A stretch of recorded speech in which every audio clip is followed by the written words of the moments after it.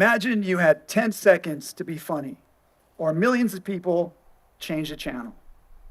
Welcome to my world. I'm a TV comedy writer. I'm used to performing under pressure, although usually I'm not the one on stage. For the past 20 years, I've been working in writers' rooms, including 12 years at the Ellen DeGeneres Show, a job I somehow found on Craigslist, and eventually where I became a head writer. And when you write on a daily show, you quickly learn that the cameras start rolling whether you're ready or not. So what do you do when you get stuck creatively? We all get stuck sometimes, especially when the clock's ticking. You have a big assignment due in an hour and you're just staring at a blank screen. Or procrastinating by asking AI totally random questions like, do penguins have knees? And now you're all wondering? It turns out they do. Comedy writers have to be creative on demand. Luckily, we have a secret weapon: fear. No. It's that we're not alone. We're part of a team, a writer's room, and that makes all the difference.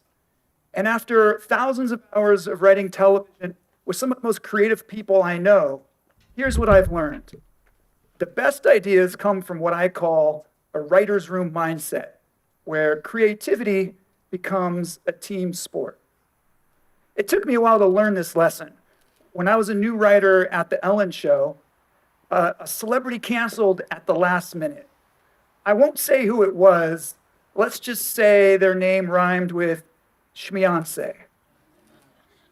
Actually, I don't remember who it was. What I do remember is that I was assigned to write a new segment right before the show. So I hurry backstage, and it's our little writer's room, and I think I have to do it all on my own. So I do the sensible thing. I panic. And that doesn't help. But then some writers came to the rescue like a comedy SWAT team. They were pitching jokes faster than I could type. And before I knew it, we had a brand new draft everyone loved, just in time for the show. And that's when I discovered the magic of a writer's room. So how do you unlock creativity inside a writer's room? I can sum it up in 4 words. Write drunk, edit sober. To be clear, I don't mean that literally. You don't actually ever have to be sober. Okay, actually what I mean is that coming up with ideas and judging them are 2 totally different states of mind. You need a playful state of mind to generate ideas and a practical state of mind to judge them. And if you're part of a team that can do both, play with purpose, you can solve any problem. Collaboration is a superpower. It's how creativity flows. It's a bridge between people and ideas. But creativity is fragile. If we don't build a strong enough bridge, it collapses. In 1968, NASA sponsored a study that tested 1,600 kids for creative thinking. At age 5, 98% scored at the level of creative genius. But by the time they were adults, it dropped to just 2%. We're all born creative. We just unlearn it over time. A writer's room mindset where collaboration brings back 5-year-old genius in all of us. And it's not just for comedy writers, a small business dreaming up their next product idea, college kids pulling an all-nighter on a group project, even a couple trying to agree on a baby name can all benefit from this mindset. It's made all the difference in my life. I'll tell you about another last-minute scramble that happened at the Ellen Show. We had a lot of them. So we're rehearsing a comedy bit, and the idea is that Ellen is getting her own wax figure at Madame Tussauds. But when we unveil it, it's melted because someone left it out in the sun. Well, this wax figure looked too melted, like the final scene of Raiders of the Lost Ark, where their faces are melting off. Funny, yeah, but a little too disturbing for daytime TV. So after rehearsal, we all gather in Ellen's dressing room, and everyone focuses on fixing the wax figure, but there's not enough time. So I step back and I wonder, what if we don't need the wax figure? And it hits me. Jane Lynch from Glee is on the show today. We often joke how she and Ellen look alike and dress alike. So I throw out a half-baked idea. What if Jane pretends to be the wax figure? The room lights up. Someone pitches it to Jane. Another writer drafts the script. Someone else suggests we roll Jane out on a dolly. Suddenly it's showtime. Jane fully commits. She stays completely frozen for 2 minutes, and it gets a huge reaction. And that's just your average Tuesday. It's what I love so much about a writer's room. Ideas come to life through everyone. So how do you adopt a writer's room mindset? Here's the key. Think like a comic before you judge like a critic. Comics don't start with perfection. We start with an open, playful mind, imagining what if. What if we don't need the wax figure? What if Jane pretends to be the wax figure? Every what if opens a creative door. Here's where most teams go wrong. They jump straight to critic mode. As soon as you pitch an idea, before it can breathe, someone says, that won't work. Too expensive. We tried that in 2013.